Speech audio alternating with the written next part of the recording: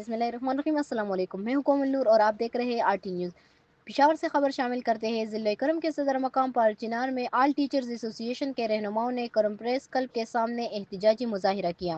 Education officer کے پال چنار میں موجودگی یقینی بنانے کا مطالبہ کیا گیا اور دیگر مطالبات پیش کیے گئے۔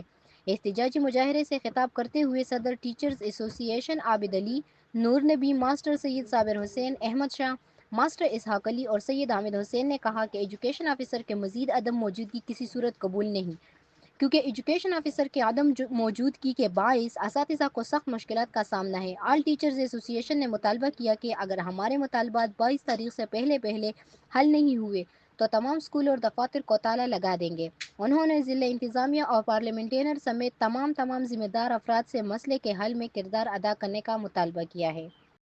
یقیناً مسجد غیرہ عظیم بشارت ہے، مسلمان پیغمبرہ پر ہر کر دے۔ اور لوور میں جو ہمارا میل سٹاف والا ریڈیو ہوگا وہاں پر وہ تعینات ہوگا، لیکن اس پر آج تک کوئی عمل درآمد نہیں ہوا اور یہاں پر